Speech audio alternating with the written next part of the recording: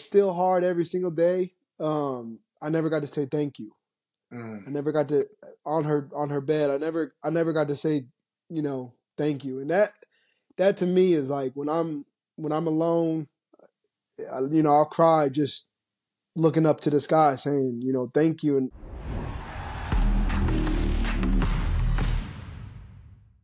hi, everybody. Welcome to Sergios Corner. Once again, we have an amazing guest. Introduce yourself. DeAndre Lansdowne here. So, for those who don't know, me and Dre have played against each other for at least 5 to 6 years at the pro level. We started off, I remember our first run-in was in Pro A. And you weren't the same caliber player that you were when you came to the BBL and played for Brunswick. But all that aside, how does it feel after all those years to have the MVP of the month in Germany, bro?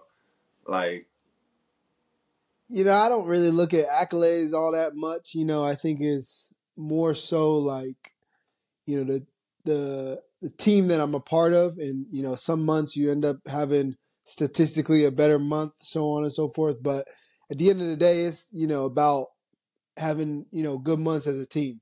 Putting yourselves, continuing to stay in the position that we are, in Chemnitz right now and in the league.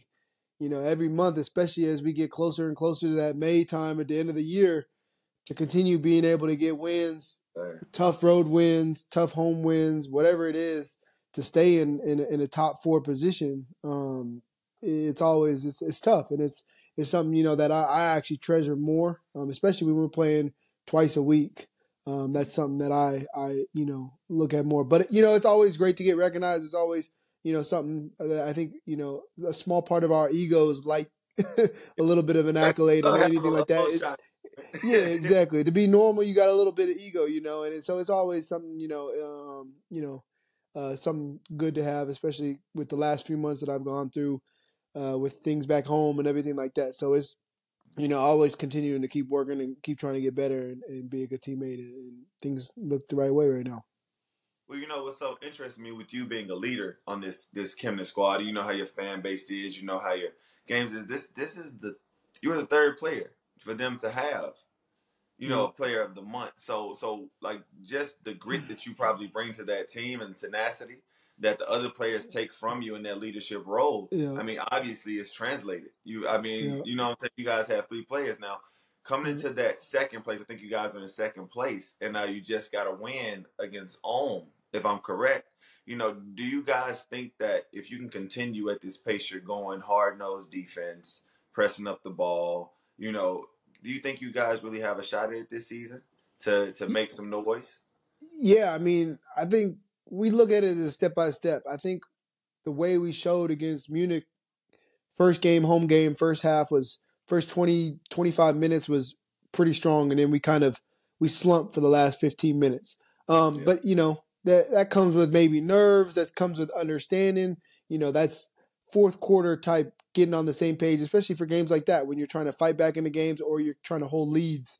A lot of our leads in the first half of the year were pretty big wins. I think we had the biggest margin of win in the BBL. So you don't really have a lot of close games to work on a lot of those things. And we know at the end of the year, that's when it's most important, So, and then we played Munich on the road in Munich. And I mean, we dominated for about 32 minutes, and they were able to find a way to kind of disrupt us. And then going on to a break and then coming back after a break and playing Ulm, showing that we were still at that level. We still played at that level. Even if we let Ulm kind of come back in the game, we closed the game, which was important. Having that kind of ending, making sure that we were able to close that game is something important. And like, talking with the coaches, going over film at the end, that's something that it weighs on me to make sure that when it's fourth quarter, I'm making good decisions. I'm making sure we're organized. I'm making sure we're simplifying things, and we're making sure that offensively we're taking care of business regardless if we're scoring, because that's when we're usually pretty good defensively. No matter, for 40 minutes, there's going to be slip-ups. That's part of the game. But for 40 minutes, we're pretty stable defensively, and we're always looking at statistically trying to keep our points per possession under 1. And so, And then our goal is, 2 quarters where we're giving teams only 12 points, 10 points, 12 points. So under 25 in 2 quarters. And I think, as the season goes and we continue to push to that next level, we'll be able to do that. And as we know, defense is what carries you. When your offense isn't there, you're not making shots, defense is what's going to be able to create you better opportunities offensively and easier opportunities offensively. Now, also I want to talk to you about your process. We know you had a great career at SIG when you were over there playing in a different, league. But when you got out of college, and this is for all my people who are still trying, you know what I mean? When you got out of college, I heard you didn't go straight to playing pro. I played at a Division II, pretty small Division II, pretty kind of close to home, Colorado, southwestern Colorado, and and back then in those times, as like there was no Instagram highlights and it wasn't your age, right? We didn't have I think Instagram came the year after I left college. Like YouTube was like highlights. I have a highlight I think on YouTube that I got misses. It's just clips, and it was whatever I had made up. Like a guy made it up for me, and I was like, bro, this is not even a highlight. This ain't gonna give me nothing. What is this? Exactly, and so so getting viewed. I only had one guy who approached me all of my college, no matter how good it was. And he was actually supposed to sign me as an agent.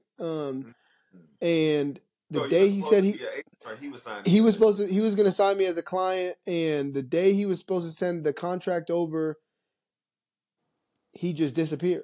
Like he'd been following me since I was a sophomore because I had some bigger guys on some D1 transfers that had some interest and looks, and he was like, "Wow, this kid's got some talent." He's like, "We'll be in touch. When your senior year comes around, we'll be in touch." And so yeah, he I talked to him in that summer. Was in great shape. I moved back home. Didn't go back to finish school because I thought I was going to be able to go play. He was going to send me the contract. I never heard from him, and I heard from him like 2-3 years ago. Like, "Hey, how you been?" After I'd already. Yeah, I'm like, bro, that was 10 years later. Like 12 years later. It's a little.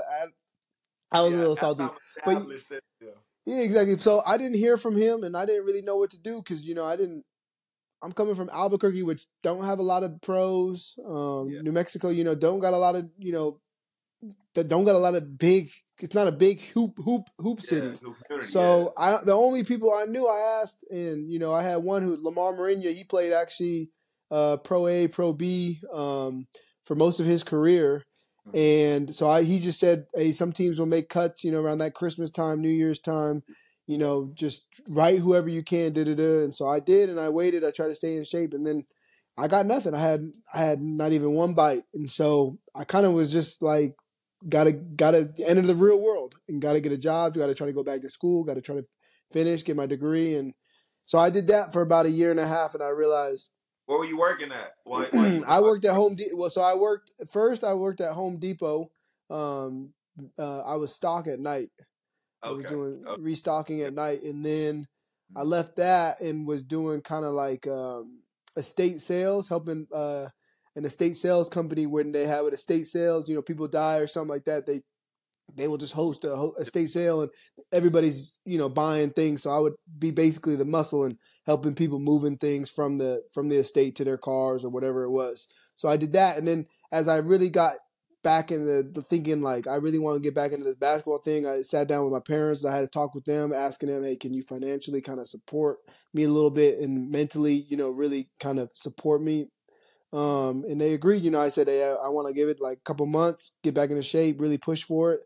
I got a tryout camp that I really want to push towards." So they said, sure. So I went and actually just kind of finagled my way to work at the gym that I kind of went to a lot. So I get the membership for free. And then I would just work I worked the league, I would just work the scoreboard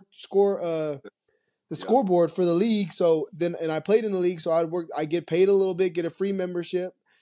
and it was just a little bit of bread for gas, and and I wasn't spending no money on nothing else. I was wearing the same shoes, like they had no more grip in them, but Hey, I was in the fly gym. everywhere.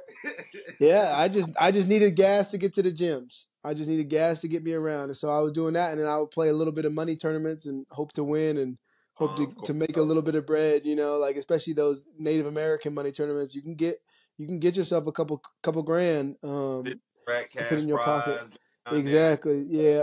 Fort what you call in Texas, yeah. Yeah. So there's a lot of them in that Colorado, New Mexico area that, small towns that they'd host. And so that's kind of what I did until I got the opportunity to go to a Mexico little tryout. And I went to that, and everybody, my game isn't like flash flare and, you know, play one-on-one type of thing. I'm playing as a team, and out there I did okay, and that by me playing the right way actually got seen. And a lot of the other coaches that were there, they looked at the guy who picked me and thought he was done for it, and he just had told me, like, you played the right way, you played basketball. And that was kind of the history. I just took that, and now I'm here where I am.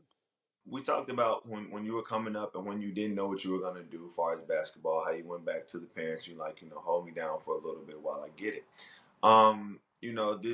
This year you had the passing of your mother. Yeah. I almost cried right now.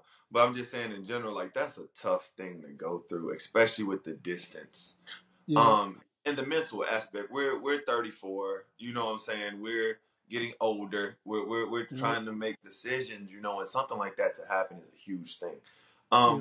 With the success you experienced on the basketball side and the good thing, and then something like that happened, of course, rest in peace and my blessings to you. How do you, as an athlete, keep your mental in a space, because it also is still fairly new? You know what I mean? Yeah. And like, how do you maintain through that? Because we're talking just as men now. You know what I mean? Yeah. It's a tough thing to go through. That's Yeah, I mean, I think the first thing I remember hearing is like a son's first love is his mom. You know what I mean? So and I'm adopted, so of course I think the feelings and the thankfulness and the gratitude I have for my parents, especially my mom, for giving me the opportunity in the life that I'm now experiencing compared to what I probably would have had to go through if I would have even survived it. It's immense. And so that was the hardest, and it's still hard every single day. I never got to say thank you. I never got to on her bed. I never got to say, thank you. And that to me is like when I'm alone, I'll cry just looking up to the sky saying, thank you. And when I went home and my dad was, thankful enough to be able to, have the open casket for me to, and it wasn't hard to see her or anything. Like, she was peaceful and in my mind, but I had a moment. They let him and my wife let me have a moment that I could just break down for that moment and just spend a couple minutes with my mom and just tell her all the things I'm thankful for, all the things that she really helped me, be the man that I am today. And so I that's something that, I battle with, but I don't really struggle with it. Because, I have such a great support system. My wife is just my rock. Her and my mom are really, really close. And I think it also in another way it's going to help my dad. My mom was the middleman. It's crazy because my dad's like the one who watches all the games. He knows what's going on. But my mom communicating, she learned like, damn, our son just text him. Yeah. John, like, you don't gotta call. Like, he don't gotta call if you really want to catch up and just throw him text messages. He responds quicker than that. But I know, right? it's gonna bring, like, me and my dad are close, but I think it's gonna bring a father and son closer in a different dynamic. It brought us. I hadn't been emotional with my dad like that as an adult, for one, but. Like, I mean, when he lost his parents, I was a kid, so I didn't really understand what he was going through. And then my mom lost her aunt just a couple of years ago to cancer as well, and I was also over here. And so, like, when I've learned that me and him are just going to be brought together in a different type of space, in a better space.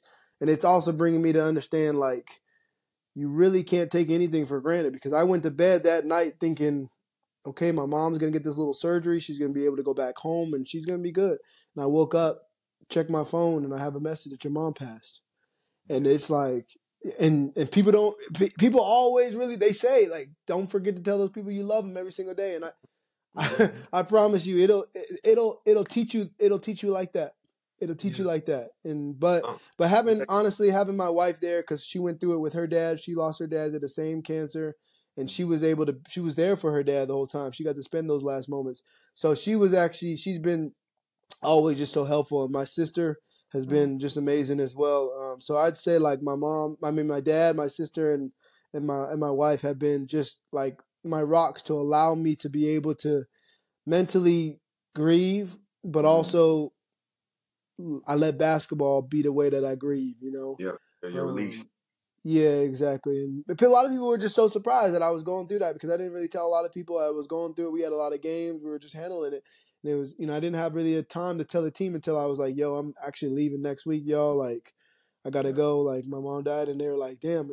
But at the end of the day, I told the team, like, when I'm here in basketball, I give y'all 100%. Yeah. Because if I can't give 100%, I don't need to be here, because we got bigger dreams. We got goals here, and I can't help this team be better, and I can't help this team win. I think a lot of people don't understand that mental fortitude, because we are gone, we are over here, when we deal with real life issues, such as, like, where's the next rent gonna come from? Our family's in the hospital, or this, and I'm just gonna tell you, as a person who knows you well, just honest, 'cause, like, when I went through my cancer thing, and just in general, when my family's going through, whatever, you don't have to go through it alone, and we're so used to strong and still-faced men, because that's the culture we were raised in. That when we do have that brief moment, we can actually release and cry, let go. It's such a powerful moment that we need it, because otherwise we stack. We stack. Yep. So, I'm glad to hear that your family is helping you through that one, brother. If you ever need an extra call, I'm right here. Yeah, appreciate that. But that's just tough, and I just wanted people to really understand the aspect of, it's not all rainbows. You go through exactly 10 months a year, so it's very tough to come back by that. I'm getting the last question, because I've taken up a lot of your time and stuff. So at the age of 34, how do you maintain your body? How do you get that extra edge? I'm always online. I'm always reading, research articles, everything like that, about just new ways to recover better. I mean, at the end of the day, it's going to be sleep. I'm always about 9 hours of sleep, 8 to 9 hours. Like, even when we try, like, if I can't, I'm still waking up almost at the same time. Within a 1 hour frame, I'm waking up at the same time. Like, we got here to Spain at midnight last night, 8, and I'm still up at 8, even because I usually wake up at 7. So I try to keep the same schedule when it comes to my sleep. I don't really nap. I only nap on game days or a day when I had a lot less sleep. But because I depend on getting that 8 to 9 hours. If I get in 9 hours, I mean, sleep, a lot of the best coaches, strength coaches will tell you, sleep is your number one thing. It's going to be the number one thing for you to be able to do anything basketball, athletically. You got to get your sleep. And then eating right. You know what I mean? I don't eat a lot of fried foods. I don't rarely eat out. My wife makes me, thankfully for her, because she's amazing. Like, she's making me meal after meal after meal after meal. And she has to deal with someone who's changing things right when she gets in a routine. Like, we're doing this on breakfast, and then after a little bit of time, she can easily do that, and then boom, I'm like, nah, babe, we scratch that. I got some new shit. I got to try something. Hey, we're doing this, and she's like, what? Yeah, like I've gotten a really good handle of what your daily kind of eating habits are. But she's amazing with that. But so yeah, I mean, I just try to eat as clean. Right now I'm not doing whole 30. I'm doing something that's kind of similar to it.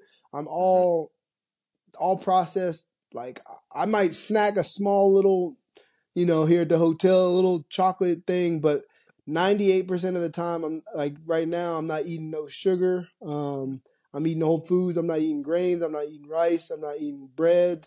Like all that right now is cleaned out. Those small things, is just the way I weight train, the way I try to get sleep, and I try to eat as healthy as I can 6 out of 7 days, probably 7 out of 7 days. Those 3 things, you do those consistently, and I feel like they've really helped me physically. And as you know, at 35, still be able to try to go dunk on somebody. So look, I'm not gonna hold you. First off, I gotta give a shout out to your fan base. I don't want no problem with the Chemnitz fans. Y'all fan base is too different. I didn't like playing against you, but y'all a hell of a fan base. Keep supporting the guys. Crazy fan base. Man. They No great out smoke there. with the Chemnitz fan base at all. Yeah. Learn my Especially, learned it. But anyway, my brother, hey, look, it was great talking to you. Of course, praying for you. Appreciate it, man. Keep being successful. Keep showing us keep showing them that us old guys still got it in us, and go out there and make something special, man. Appreciate having you on. Appreciate it, brother. Yeah, all right, brother. Get your sleep. Get your 8 hours. Yes, sir. All right. All right. Bye. All right. Peace.